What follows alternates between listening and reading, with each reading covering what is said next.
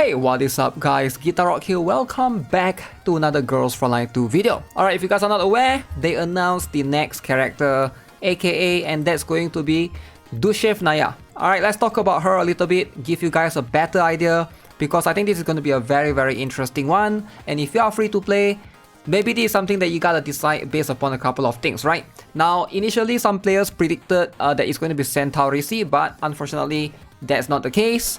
So let's first talk about a couple of things before we proceed. If you guys are not aware, right now in the event, let's catch up. There's this 7-day login event. Make sure you guys do that. You get free tickets and just free stuff every single day just by logging in. And alongside with that, I think they are giving out the Dangerous Excavation Clue Collection event as well. So I'll do this later on. Also, if you guys haven't completed this particular one, I think it's this one, right? I've already completed this Inverse Cipher. There's this event going on as well. And of course, the event heart has also opened. Make sure you guys are doing this. I've completed most of the stuff. You have to complete the environmental survey. This one I've already completed as well, as you can see. Oh wait, there's still one more. Okay, I gotta finish that last one. So regardless, there's a coupon code if you guys haven't used this yet. So right now there's a GFL2 Spring. This is going to be for Dark Winter. If you guys are here, use this particular coupon code. How Play Server, use this particular one, Snake 2025. For me, this is going to be the one that applies. So let's talk about Dushevnaya. If you guys haven't seen this particular trailer, they have pretty much released. Alright, alongside with Swami. Very good trailer actually.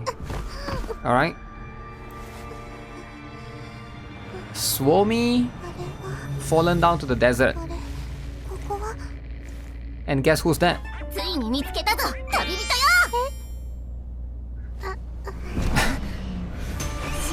That part is so cool. At least she got some cool personality going on, for sure. Cool stuff. Okay, so those are the enemies. Oh no, Swami hits the head. I wonder if dolls can feel pain that much, right? But alright, boom. So as you can see, that's going to be she's a sniper rifle ice supporter, alright? As you can see. Oh no, I apologize for that, but that's not me, alright? Somebody in the background, you know, the usual stuff. Okay, so you got the ice sniper character right here, so she's gonna be pretty decent. So those are going to be the skill, right? As you can see, she has various different skill. She's a supporter, alright? She's not gonna be a damage dealer, and there's only so much that a supporter can do. But yeah, I do think she is a very cool character. Even if you might not, if you don't care about the, what is that? You don't care about the meta as much. You want to pull for a personality. I can see that, right? This part is really cool. Alright, very well done for sure.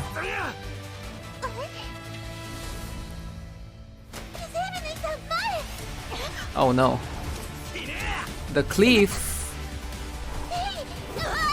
Swami is a pro driver right there. Okay. So yeah, we're gonna have to act. I believe if you have been reading the story, she did appear previously in the Alrit and who's that? The Alrit and Swami story, right? In the first one. So she was present right there as well. If you guys did caught up to the story, that one was pretty cool. Let's talk a little bit more about her abilities, where she shines overall, and what is her purpose as a whole. Now, in terms of meta, she is going to be very similar to Diane. Alright, she's not going to be the most. She's not like the strongest S tier must-have character, but she's probably decent if you're trying to build an ice team character. Alright, in terms of support, that's where she belongs. However, if you're a free-to-play player, I can see you probably can skip her for some players. It does depend on a couple of things, right? Because right now, in terms of meta supports, right, we have like, for example, Springfield. Everybody knows how strong she is. She's going to be crucial in the water team. Alright, she's very strong right there. Then we got Vector, which if you are trying to build a burn team, very strong. Alright, and then you get these two. These two are pretty much meta. And then there's some like Belka. She is going to be quite good in an electric team as well. However, for Dushevnaya, she's probably not going to be in an equal tier as those other characters right here, right? She's probably at a lesser tier because Ice team right now is being dominated by Macchiato. Now, if you guys did pull for Macchiato, Macchiato is still up until today the strongest Ice character in the CN meta, alright, in the CN server still. Alright, she's probably one of the top ones. Now, unless they release more Ice character, Macchiato don't really need Dushevnaya as much, right? She's still strong. So you can see right here, if you look at the passive skill, this is the most important one for Dushevnaya right here. Now, increased damage dealt by all friendly units by 10%, additional 10% increase in freeze damage. Alright, so that part is pretty cool. So this is the one that makes it very, very important, right? It gains 2 points of Convectance Index at the end of the turn. So if your HP is above 80%, right? Reduce stability damage taken by 1 point, gains insight. You guys are aware of that by now. So insight basically for sniper rifle characters. But 10% for freeze damage is decent chunk right there. Now, if you have a V1 Macchiato, you can consider Dushevnaya. Now, only if you have V1, right? If your Macchiato is V0, then it's probably not going to be super worth it. The reason why is because Macchiato at V1 enables her ice shots to fire twice. So you get quite a lot of benefit from this. 10%, that's like 20%, right? But in most cases, if your Macchiato is V0, definitely not worth it. I don't see the point at all, right? You might as well just wait for Macchiato rerun, get more copies for her. Now overall, you also get to see right here, for the ultimate skill, apply 1 stack of Glacial Prayer to all friendly units within 7 tiles, gains 2 points of Convectance Index, gains Glacial Domain for 2 turns. So this one, Glacial Domain, your Convectance Index is at 0, while in this particular domain, if you don't have any Convectance Index, you gain 2 points of it. It's more like a support skill that gives you more skill points to use. So that's going to be this particular skill right here, right? Where she basically just buff and everybody gets that particular buff. Now this particular one, the skill one is Hero's Code. Alright, so she just fires 1 shot right there. So very straightforward, alright. So target 1 character, 8 tiles, physical damage. When enemy unit with freeze damage debuff dies, she gets this Blessing of Ice. Now as you can see, this thing when stacked up to 4 layers, the active skill Hero's Code gains an additional effect. Alright, you're gonna be able to ignore 15% of target's cover damage reduction, modifies damage to freeze, increase damage dealt to targets on freeze tiles to 130%. Decent stuff, but if it's on her, right, it's not going to be that game changing because ideally, you know, she's still going to be a support. Macchiato is still going to be your main damage, alright? So in terms of if you're trying to build an ice team surrounding her. Now the next one, let's look at this one.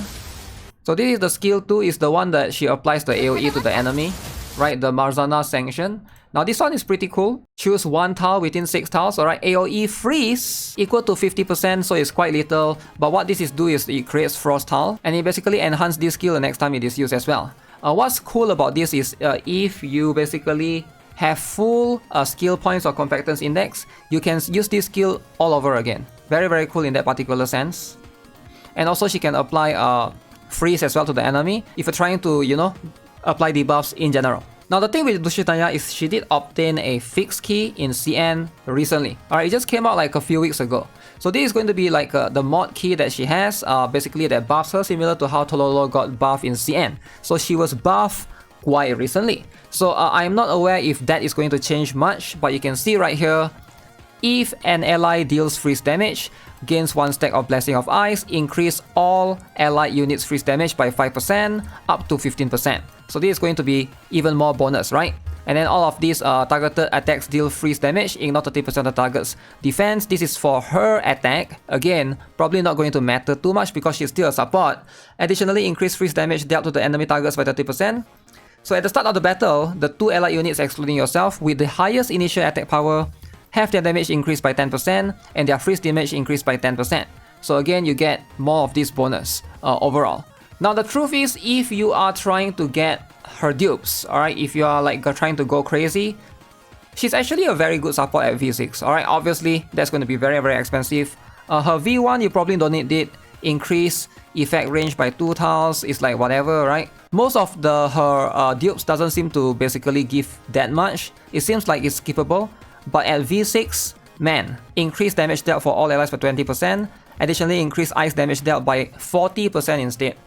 Dispels 1 defense type buff when using an active attack. Again, very, very strong if you are able to go all the way.